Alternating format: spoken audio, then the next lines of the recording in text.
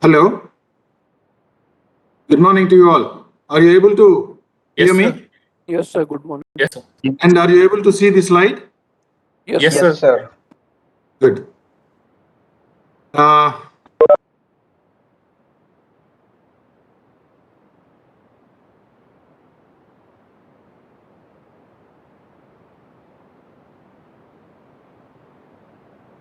Today, we will try to understand the basic concepts of marketing. And before getting into the concepts, it is necessary for us to understand a little about the needs and wants. Okay? And in that particular context, I have to take you to the first unit of motivation. The first unit, a part of it that leads to understanding behavior, which is a part of the behavioral school of thought, management thought. We'll be touching upon this.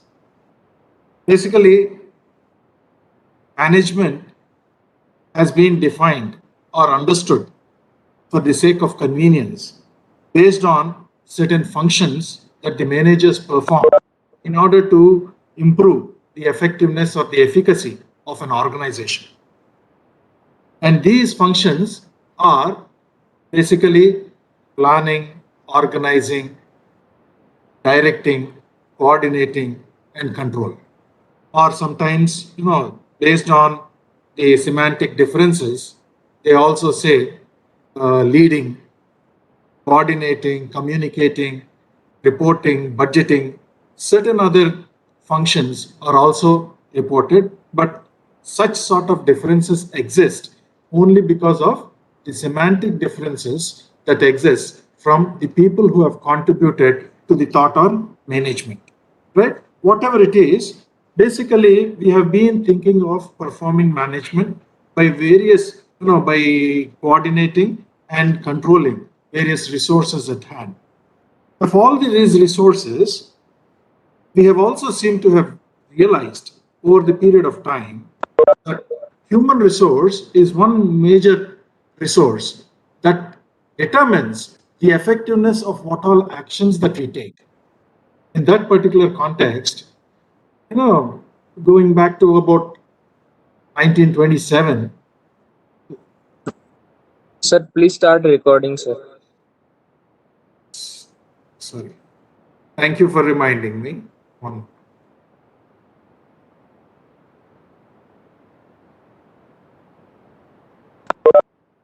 Yeah, now the recording is also on. Thank you. As I was mentioning, of all the resources that are at hand for us within an organization, within the concept of management as such, human resource seems to be one of the major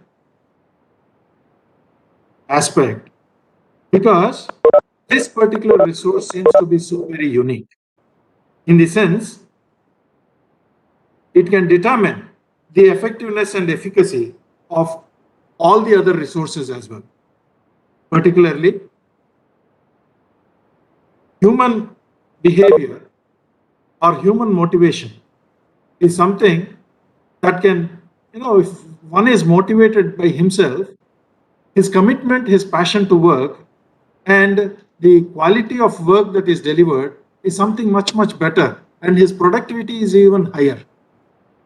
And once he is motivated or the person is motivated, he can see to it that the other factors of production can also be made use of in a most effective manner. That means to say, to improve the quality, to improve the process that we have been working with, and to make this process much more efficient by reducing the accidents that are likely to take place, causing not only damage to the machinery and raw materials, but also to the humans who may be laid off for a while because of the sickness or the accidents that take place. So we can avoid so much of redundant, not so necessary activities which would hurt the productivity activity of an organization. So in that particular sense, if individuals as humans are motivated, then probably the efficacy of an organization is likely to be much, much better. in that particular context, we have to understand something about the human behavior. So when we are trying to get into marketing, it is also important for us to understand what these human beings are, why do we behave the way we behave, sort of questions they do occur. I have come up with a few slides for you, wherein we defined marketing as flow of goods or activities which help the flow of goods or services from producer to that of consumer. And we also thought it is not just necessary to facilitate only flow of goods, but also to identify the needs and wants so as to satisfy through the exchange process. So we have come up with certain definitions. We also said that some people have even recognized that marketing should be, in fact, selling should be superfluous. And that's what marketing, intention of marketing is. So somebody is trying to inform that the objective of marketing is not just selling, but there is some difference between selling and marketing.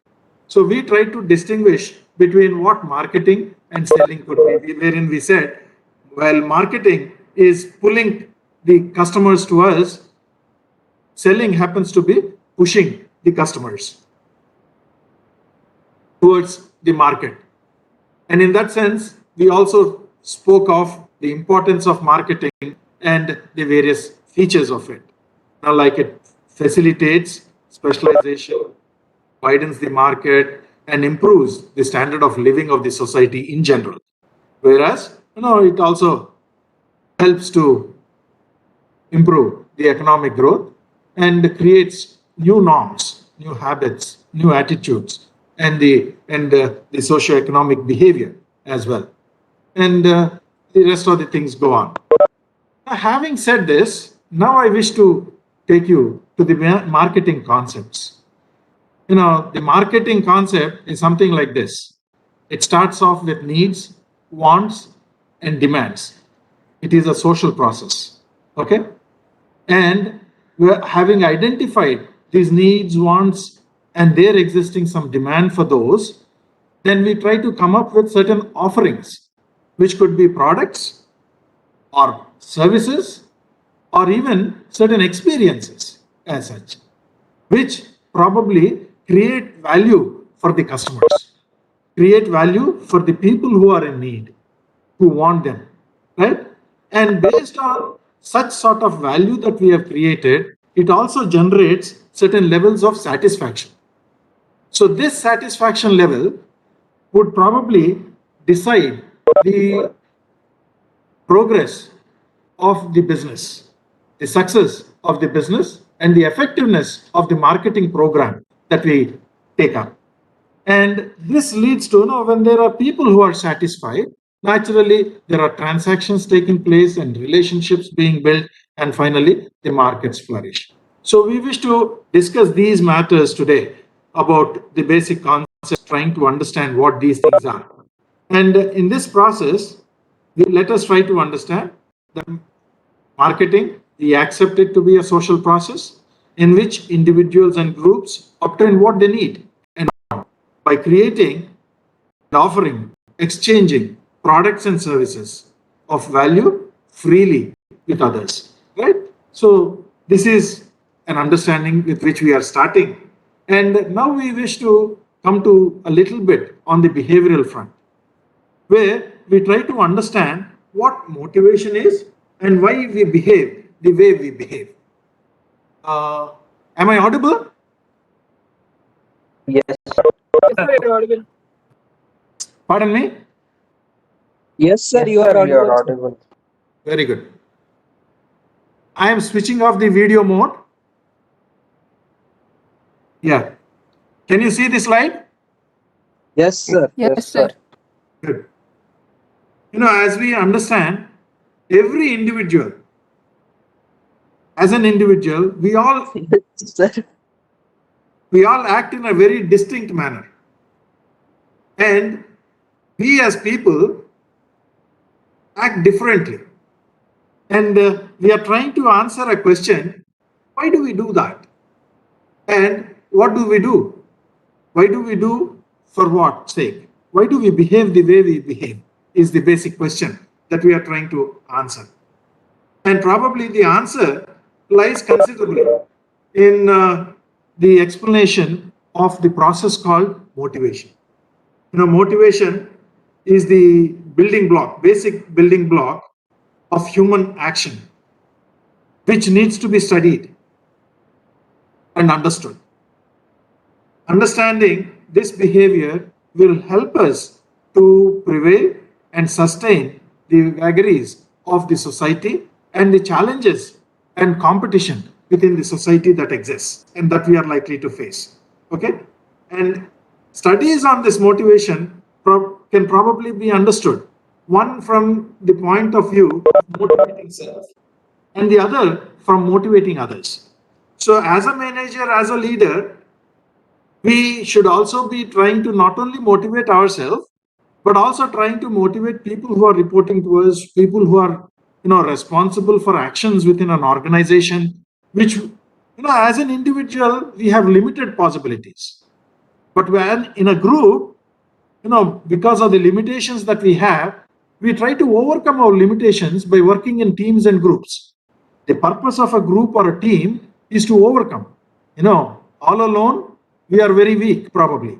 We have certain challenges to be faced, and we are not equipped enough to face all such challenges. In that sense, we have a possibility of forming teams and groups with others who are in the same level or plane of thinking. And in this sense, if we are able to team up with others, probably the collective effort would yield better results than the individual effort.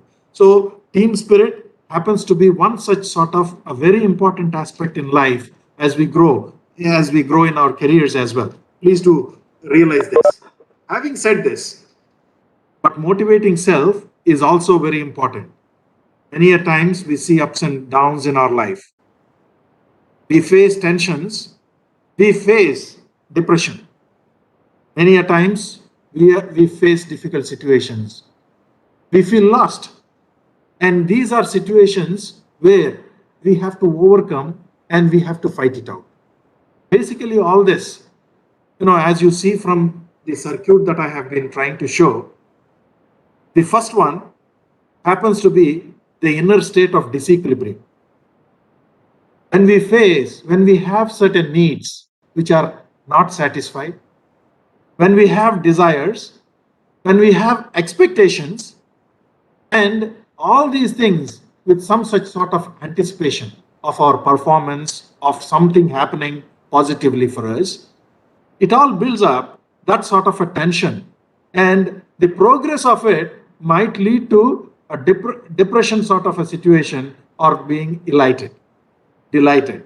So, this sort of a situation creates disequilibrium in individuals. So, that disturbs our mentality, and as an individual, we feel lost, right?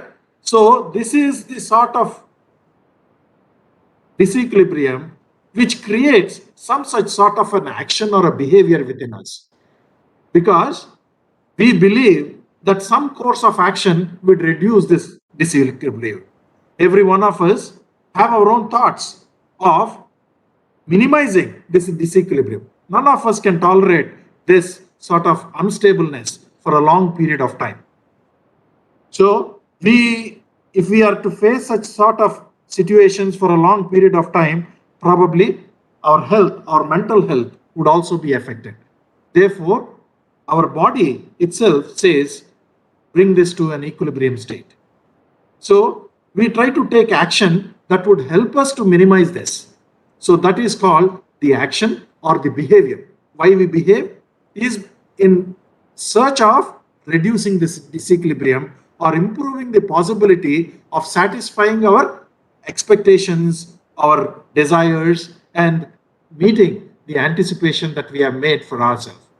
Having done this, as you progress with your activity, you have a feeling, and at times you have certain accomplishments or certain deterrents that will block you. So those seem to be either, trying to give you further guidance about how to achieve. And this sort of punishment or some such sort of a reward will be a goal or an incentive for us. Having received one such sort of an incentive, we are encouraged to perform more actions in this particular direction. But if it is deterrent to our own action, activity or our own objectives, probably we modify. So we have a modifying feedback circuit as well, where having understood the purpose of our action and the course of action leading to a particular activity, we would try to understand whether we will be able to achieve what we have desired or not. And if we are not in the level of expectation that we wish to have, then we modify our own behavior or our own actions. So this is the inner state. We are trying to modify our inner state. And again, a reduced disequilibrium because of some course of action taking place. So this sort of a cycle goes on within us. And always try to remember that sort of course of action is always necessary. And many a times we have plans, but plans are never organized. Unless we have taken up some activity, we would not be able to establish whether these activities are really organized, planned to an extent that we would be reaching our goal, right? So many a times we think in the evening and forget after a sleep. In the morning again we get into our routine course and the routine activities and forget the objectives, the plans, the ideas that we have generated and our own introspection that we had last evening. So this is the course of things that happen. Having said this, is that okay?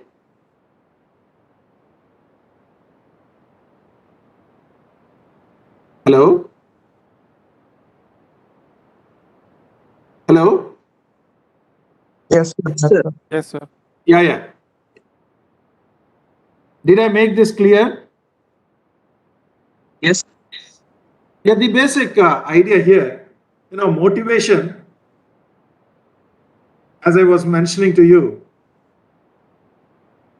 the theories of motivation are based on the fact that behavior is essentially purposeful. Our behavior is basically purposeful and is always directed towards some sort of a goal and some sort of attainment of a goal. Then this concept of motive, actually, the motive is the word. It came from Latin, which says motin is to move. Motive is to move. And in that particular sense, the concept, the purpose of underlying all goal-directed actions is called the motive. The purpose behind all goal-directed actions is called the motive. And all motives may not be of equal importance. Sometimes we do understand some are very important for us, some are not. And particularly in the context of a goal, their importance may also vary. So we have to understand. So sometimes we ignore some of the activities that we take up, and sometimes, some of those things we emphasize a lot. However, when we talk about this motivation, basically motivation, as I could also show you the other circuit. Firstly, we identify the needs, then search for ways to satisfy these needs. Get engaged in goal-directed behavior. We feel that taking this particular action in this particular direction would probably we would be able to achieve the goal, and that we probably implement, perform, and receive some such sort of a reward or a punishment so that we would be able to reassess our course of action and find out, identify the deficiencies in our plan and modify accordingly. So this thing goes in a cyclic process as we were discussing. So having said this, basically motivation happens to be an inner state that energizes and directs or channelizes our behavior towards the goal. Okay, it is an inner urge within the individual and to incite or to create a desire to do things, to create willingness to work in a manner in which we want to work, which we want work to be done. Okay, so from the circuit that we have seen, we have to realize that there are three different aspects of motivation. Firstly, motivation or behavior is caused. It is need-based. And behavior is motivated. It is being driven by the instabilities, anticipations, expectations that we have. And behavior is goal-directed. You have a purpose in mind. Therefore, behavior is goal-directed.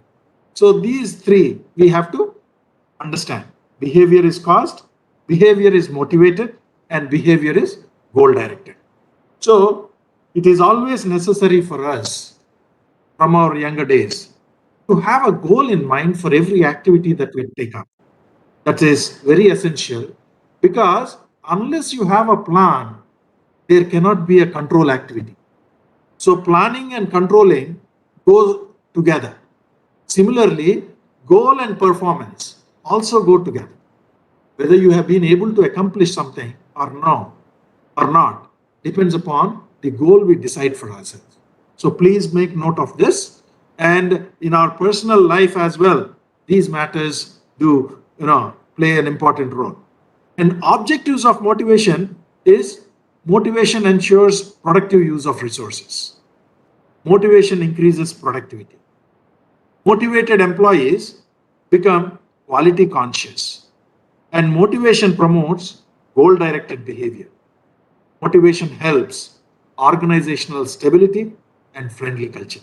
So the importance of motivation as a part of organization management as such is this.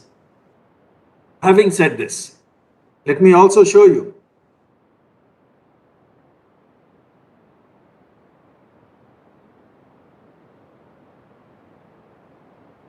the psychological process we have just discussed and the set of forces that cause people to behave in a set of in certain ways can be understood. Firstly, when we are talking about motivation, we said motivating self and motivating others. So we are also to understand something called intrinsic motivation and extrinsic motivation. Intrinsic motivation is a behavior we perform for our own sake. That means it comes from within. It is an urge. We are directed, we are pushed by our own self to perform particular activity. And extrinsic is something being forced. In the sense, it is motivated by external factors. Behavior performed for rewards, sort of a thing. Say, for example, when we were children,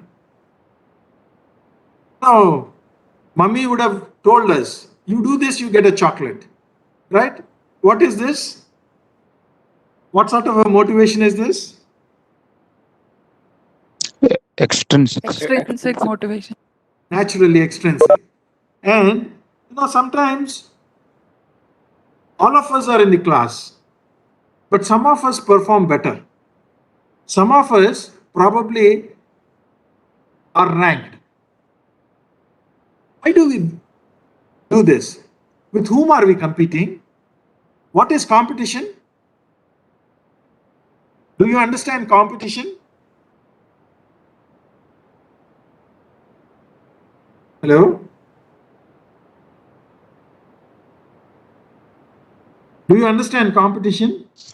Yes, sir. Competition is basically trying to get an edge over others. Yeah. Any other concept? Competition is basically two people or organizations working for the same goal. Okay. Any other concept? To Competition prove is your uniquity. Say it again, please. To prove your uniquity. We do hard work to prove our uniquity. Yes. So, actually competition is trying to improve ourselves by taking others as the reason. okay. So you make use of others as a benchmark or as a measure, right? So when we talk about competition, we have to realize there are two sets of competition. One is competing with others. The second is competing with self, set standards. As an individual, we all have concepts of our own self. We set our own standards. And sometimes we feel this is good enough for this. A teacher gives you an assignment and you know that you can perform much, much better on that topic.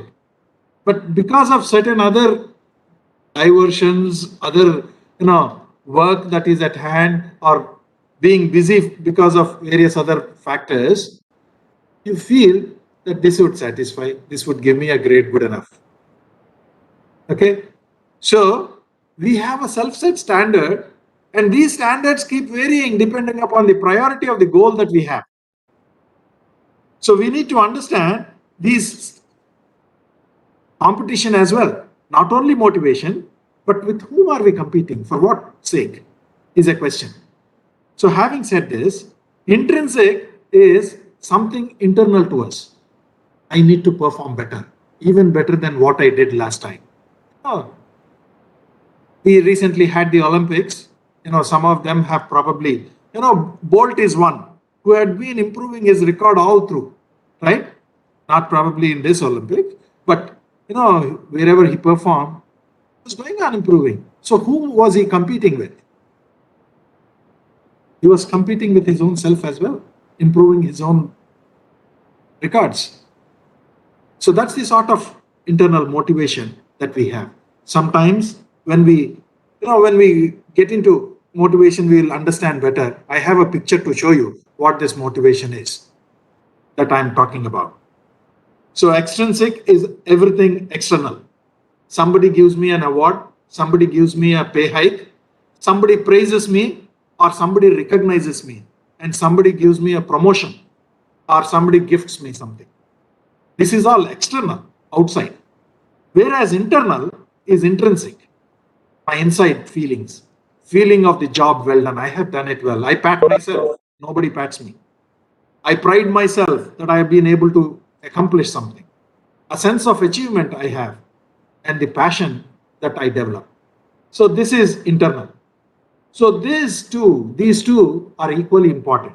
But basically, intrinsic has much more value and determines what sort of personality we carry ourselves. As youngsters, you got to distinguish this and probably understand your own self of various activities that you are involved and correct yourself or plan yourself in a way. So when you have a drive to succeed and motivated by a purpose, a passion, or a mission, that's intrinsic. Pride in your performance, sense of achievement. Right? So this is what. Is this understood, intrinsic and extrinsic? Yes, sir. Yeah. Yes, sir. Yes, sir. Because I'll tell you, in this intrinsic and extrinsic sort of a situation, there is also an example that I could give you, wherein I have given you an assignment to perform. And what you do is probably feel, just a moment, just a moment. That slide here.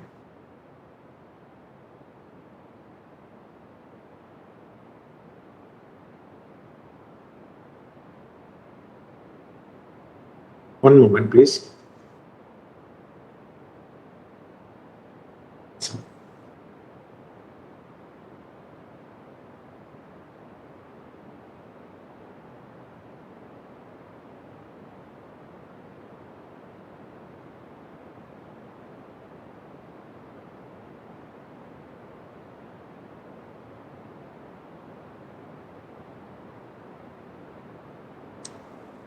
One moment.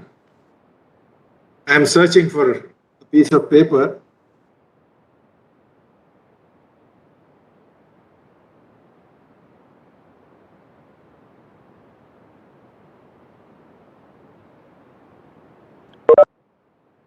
Okay. Basically, what I'm trying to talk about is an assignment is given. And in this particular assignment, there are certain attitudes that are expressed by our own self. Most probably, this we come across very frequently. In a sense, if I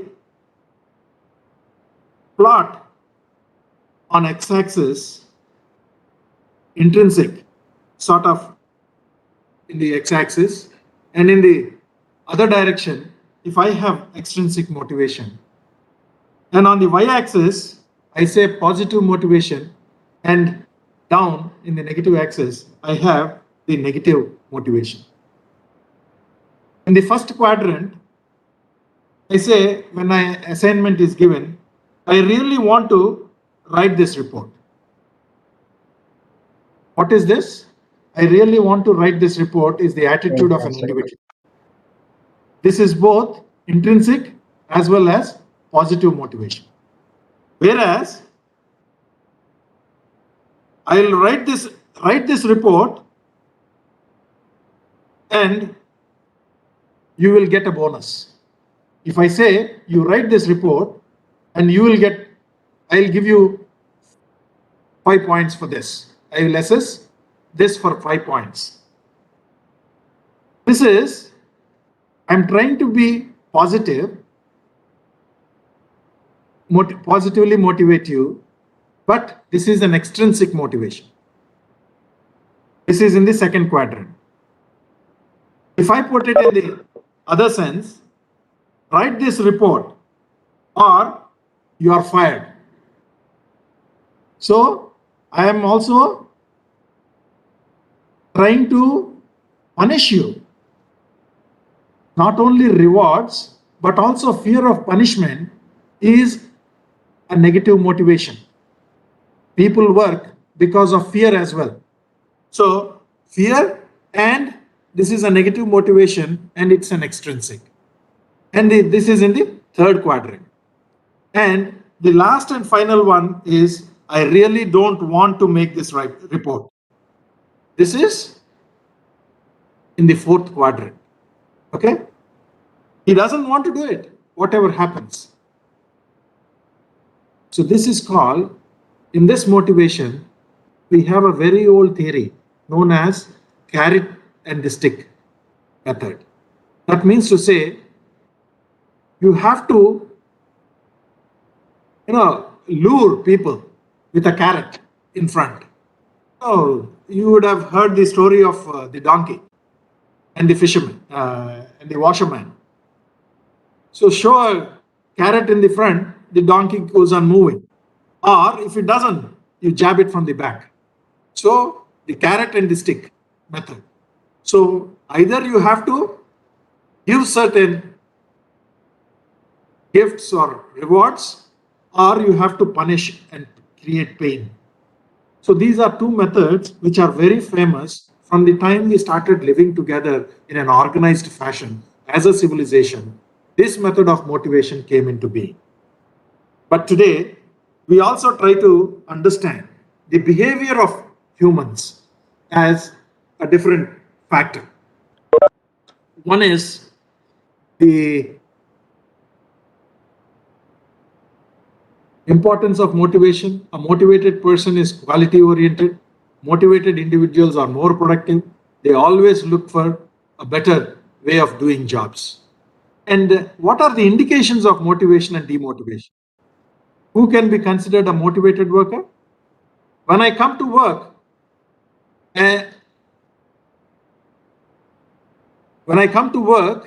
wantedly and work willfully, then probably I am interested. When I am at work, I try to give my best. And I have a sense of belonging and pride. in the organization that I am working for and in the improvement of various activities that are happening. So this is an indication. And common indications of not being motivated is absenteeism and people dropouts, so on and so forth, low output and productivity, accidents taking place, wastage of material everywhere, and there is everybody protesting and rank indiscipline. So I question my boss. I get into altercations with people, frustration and unrest in the workforce, defiant and violent behavior of people. So non-cooperation, strikes, giraus, abusive and violent demonstrations. These are indications of demotivation. People who are not motivated. There is some such trouble that is, or problem that is troubling them. So we have to understand the issues in order to make them more effective, more willfully working with zeal and enthusiasm. Okay, having said this, what are the causes of this? Either underassignment, that means a skilled man being given unskilled work, a graduate being asked to get a cup of tea, fetch a cup of tea in the office, overassignment. I do not know how to work, but I am given more responsibility to do. So trying to buckmastership, whatever my boss has, he is just passing on. You do this, you do this. He is just delegating, okay, or relegating his own responsibility. So he passes on the buck and finds fault with me for whatever I do. And coercive supervision. There is always, people watching me, trying to goad me, coercive sort of supervision happening. So if you give them more responsibility, more recognition for their work, and guidance, train them for things that they are required to do, then people are more accepting to take higher responsibilities as well. There is an important experiment that took place sometime in 1927 called the Hawthorne experiments, which was, one of those famous persons, Elton Mayo, came up with this behavioral school of thought. He was a staunch follower of F.W. Taylor, but having faced a difficulty, he was from the Harvard Business School. So the Western Electric, which was one of the most prominent organization that time, employing close to about 29,000 people, and it was for the benefits that it was offering to its employees, the retirement benefits, recreational facilities, housing, and pensionary, so many other things, health and other benefits. It was considered to be one of those good paymasters. But the management was baffled at the dwindling productivity in the organization. They could not understand why productivity was falling so rapidly, and what was troubling people and what was the cause was what they wanted to know. In this context, they have invited researchers from the Harvard Business School to find and tell them what they were supposed to do. And as an outcome, they have performed, the experiments or investigations went on for about 5 years, and they came up with such recommendations, which led to the behavioral school of thought of management. Okay, and Elton Mayo is one of those who contributed to this. Having said this, now let us come to the Maslow's hierarchy of needs. Maslow's hierarchy of needs. We have shown you the 5 needs. He says that there is a hierarchy of needs that exists, and basically he says the first level or the lower level needs are the physiological or biological needs. Most of the researchers have recognized needs as one biological, the other one being psychological. But Maslow has felt that there is a hierarchy in this sort of need structure.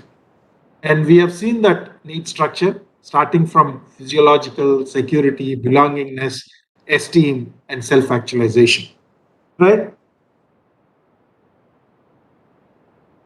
I showed you this in the last class as well. And when we are talking about the motivation here, we have to realize that need is an internal desire to be satisfied, and want is a means of fulfilling that particular need, right? And motive, as we said, is the energy arising from that need, either lacking or wanting of something, leading towards satisfying the need that exists or fulfilling that particular want. And motivation, as we said, is a goal directed behavior. An incentive is the stimulus. Incentive is the stimulus that can influence the behavior of an individual, right? In this context, we also have to try to know that theories exist, and there are basically theories like the content theories would be studied by you in this course. And these content theories are Maslow's hierarchy of needs and Alderfer's ERG theory. And there is also Herzberg's two-factor theory and McGregor's theory X, theory Y, and also McClelland's acquired needs theory. I would not be dealing with the other theories, but I only touch upon the Maslow's hierarchy of needs because we wish to make use of this to understand what needs are in respect to marketing. Okay? And Maslow theory goes based on two different principles. One, he says, is the deficit principle. What he says is, the other one is the progressive principle, one is the deficit principle. And the deficit principle says, already satisfied needs do not act as motivators. When I am hungry, the physiological need, when I am hungry, I am in need of food. So once my hunger is satisfied, food will not be a motivator for me to work. Okay? So already satisfied needs do not act as motivators. This is deficit. And the progressive principle, he says, is people, we can only progress from one level to the other higher level when the lower level needs are satisfactorily met. Okay? So to some extent, if the lower level needs of food or security are met, then we will move on to the higher level needs. So these are the basic presumptions of Maslow when he was trying to state the needs. So he expects that we as humans progress from the physiological needs to that of the self-actualization needs. Some of the examples are based here. Physiological needs are food, water, warmth, rest, and so on, shelter, and so on. Safety needs are security, safety. Belongingness and love needs are intimate relationships, friendships, belongingness. Esteem needs are prestige and feeling of accomplishment. And self-actualization is achieving one's full potential. Right? I'll share this slide with you all. And self-actualization is mortality, creativity, spontaneity, problem solving, lack of prejudice, acceptance of facts. Let us see this. The self-actualization part is, this is the desire to become everything that one can become. To self-actualize is to become the total kind of a person that one wants to become to reach one's potential. Desire to excel in one's job and successfully manage a unit. And self-esteem is something like, which includes desire for competence, confidence, personal strength, achievement, independence, and probably prestige, recognition, status, and reputation. So job title, merit pay, recognition, challenging works, awards, these are things that go here. Need for compatible work group, peer acceptance, professional friendship are all the belongingness needs. Job security, salary, increase in salary, safe working conditions are all the needs of safety and security needs. So this is about the Maslow's hierarchy of needs. I would not be going into the other theories of motivation which the other professor, Professor Krishnanand, would be dealing with. But because of my need to inform you about the need hierarchy for marketing, I had to touch upon this. Any questions so far?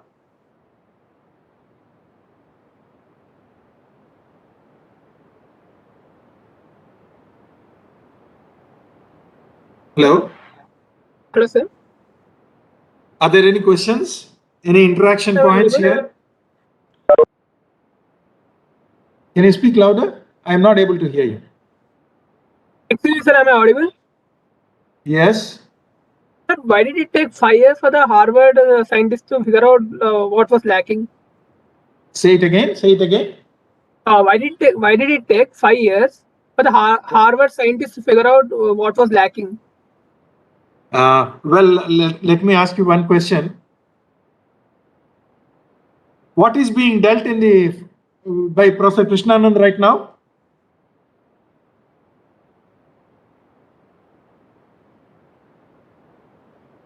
What is going on? Industrial revolution. Okay, industrial. He will come to this aspect called Hawthorne experiments.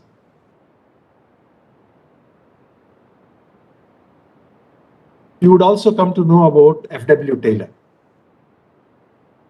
who proposed the principles of scientific management. Sir, we dealt with that, sir. F.W. Pardon? Taylor.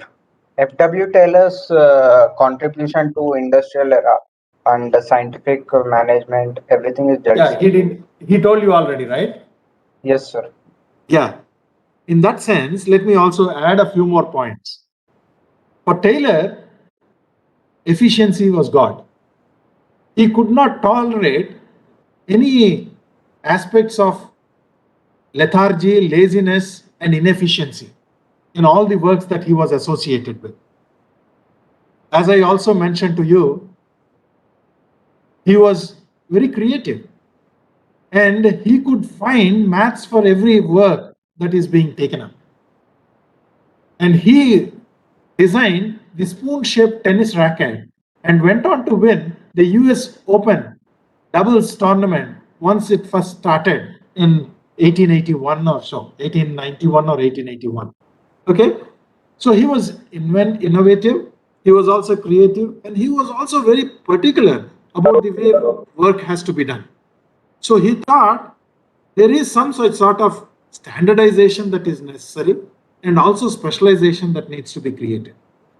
So he did several experiments and his belief, he was misguided. He had a wrong concept of human beings.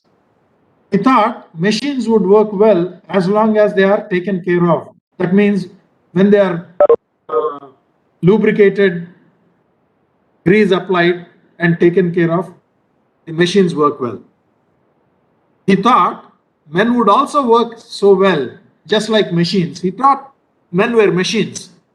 As long as they were paid, they would work well. He never considered the concept of the psychological needs. He was only considering the materialistic needs of individuals. In that particular sense, probably Taylor failed to accept the psychological needs of individuals. So he was considered to be very, very harsh in his activities or in his scientific principles. And you should also realize that there was a big, in the industrial sector, there was a revolution. Not only industrial revolution, but there was a commotion opposing Taylorism. And the US government had to constitute a committee to find out what this Taylorism is all about. And it has abandoned the stopwatch system. Because Taylor started using stopwatch to measure the work done by the people. So the stopwatch system, people thought they were made to work hard. They never realized that Taylor was trying to find out the pausing time, the time to pause because of the type of work that people were doing, he recognized that there was some such sort of rest that people require during the course of action or work. So he also thought every person, you cannot use the same tool for every activity, a same shovel for every, either for the iron ore or for the coal. If you are using the same shovel, the load of shovel, the weight of the shovel can, the material in the shovel can vary. So that imposes fatigue in the people. So he was trying to reduce fatigue and be more organized with respect to the work assigned to people. And he also believed that people should be trained. So in that particular sense, when he had a misconception about people, the problem with Western Electric came up.